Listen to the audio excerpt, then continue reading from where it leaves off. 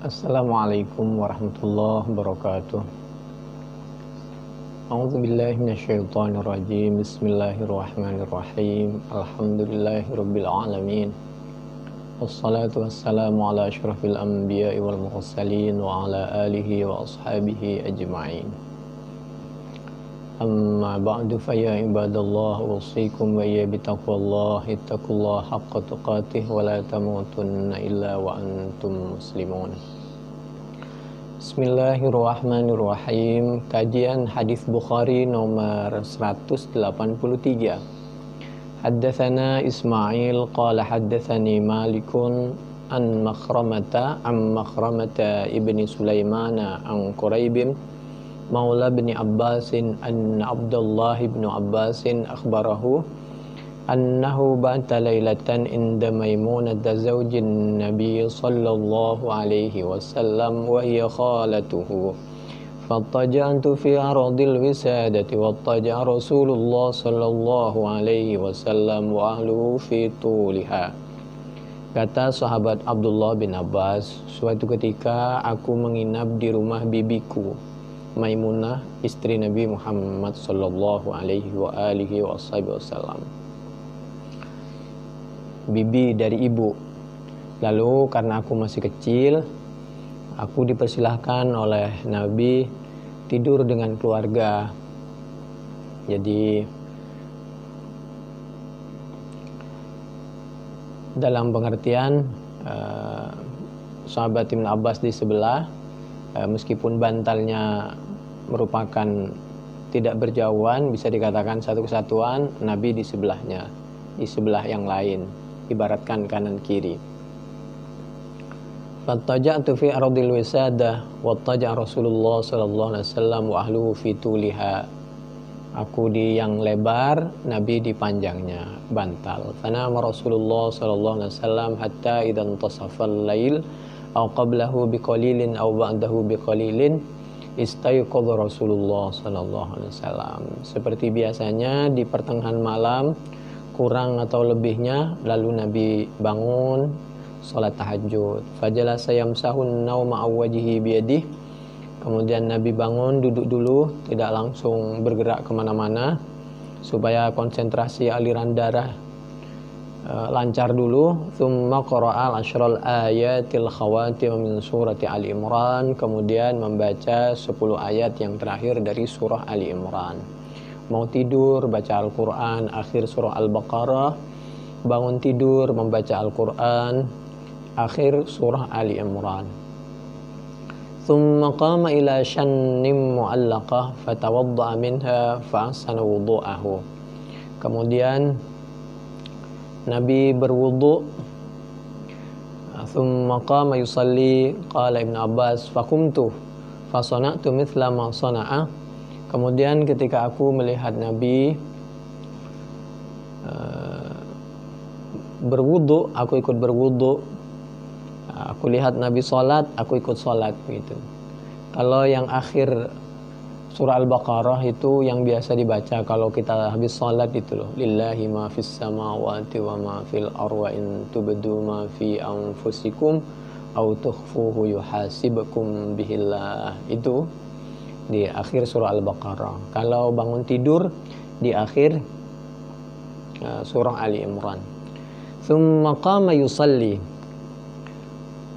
Qala Ibn Abbas faqumtu fasana'tu mithla ma sana'a thumma dhahabtu faqumtu ila janbihi fawadda'a yadahu al-yumna ala ra'si wa akhadha bi udhunil yumna yaftiluha fasalla rak'atain thumma rak'atain thumma rak'atain thumma rak'atain thumma rak'atain. Kemudian karena aku belum tahu, aku sholat di sebelah kirinya Nabi, lalu oleh Nabi dibenarkan, diberikan tuntunan, dituntun agar ke sebelah kanan. Kemudian Nabi sholat 2 rakaat, 2 rakaat, 2 rakaat, 2 rakaat, 2 rakaat, thumma rak'atain, 2 rakaat lagi, thumma awtara, kemudian Nabi witir. Thumma taja'a hatta atahul muadzin.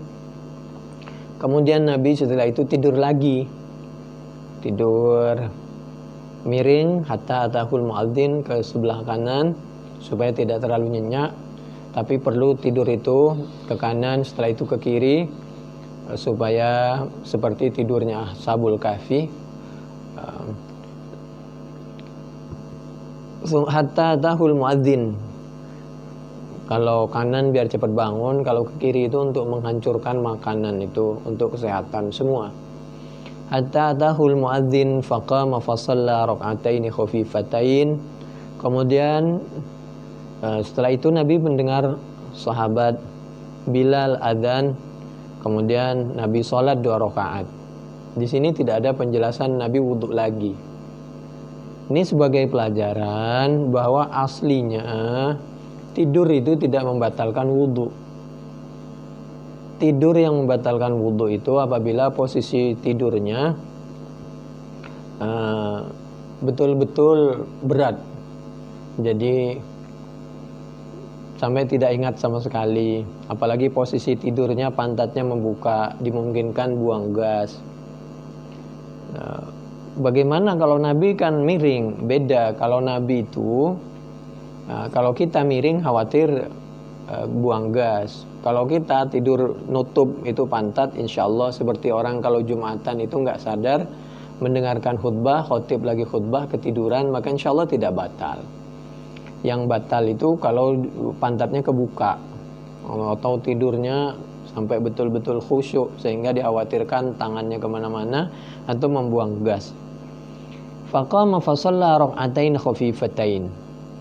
Kemudian langsung Nabi habis tidur mendengar sahabat Bilal adzan, Bilal yang pertama itu sholat 2 rakaat. Tapi kalau adzan subuh itu sahabat Abdullah bin Umi Maktum yang tidak bisa melihat itu. Nanti diberitahu kalau masuk subuh. Ini seperti semacam tarhim atau imsak.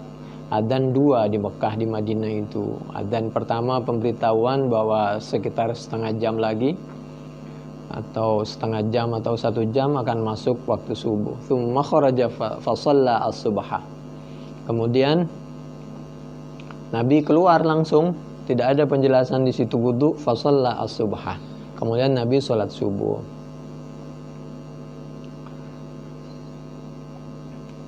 Jadi satu sisi Nabi itu memang sholat fajarnya, sholat sunnahnya, sholat sunnah 2 rakaat sebelum subuh itu memang di rumah. Karena rumahnya Nabi bersebelahan dengan masjid, Raudhah itu. Jadi boleh seperti itu. Boleh sholat di masjid. Kami ulangi. Tsumma kharaja fa shalla subha. Nabi itu tidur di tengah malam, bangun sholat tahajud, sholat 2 rakaat, 2 rakaat, 2 rakaat, 2 rakaat, 2 rakaat, 2 rakaat, lalu witir. Lalu Nabi tidur lagi, ya, tidur miring sampai mendengar adzan. Mendengar adzan yang pertama itu untuk orang siap-siap, yang mau sahur, yang mau mandi dan lain sebagainya. Sahabat Bilal, adzan yang kedua sahabat Abdullah bin Umi Maktum itu kalau di Madinah itu untuk menunjukkan sholat subuh, sholat fajar. Maka sholat sunnah Nabi 2 rakaat khafifatain. Setelah itu baru Nabi ke masjid, jalan ke sebelahnya karena di Raudhah, di rumahnya Siti Aisyah radhiyallahu anha. Kalau di rumah Maimunah juga istri Nabi itu nggak terlalu jauh dari masjid, jadi dekat. Lalu Nabi pergi ke masjid Madinah untuk sholat subuh. Hadis Bukhari 183, redaksi kalimat tsumma taja'a hatta atahul muadzinu faqama fa shalla rak'ataini khafifatain tsumma kharaja fa shalla as-subha.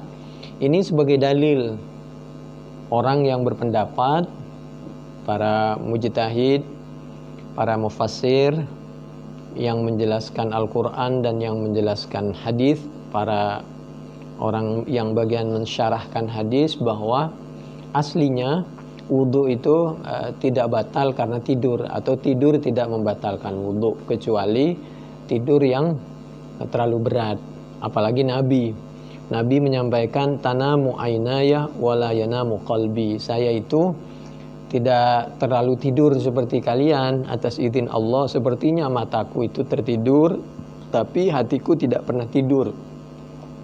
Sehingga Nabi ketika menerima wahyu selalu konsentrasi dalam keadaan apapun, dan wahyu itu bersih tanpa diselingi dengan ditambah-tambahi dengan godaan syaitan atau mimpi yang tidak benar dan lain sebagainya.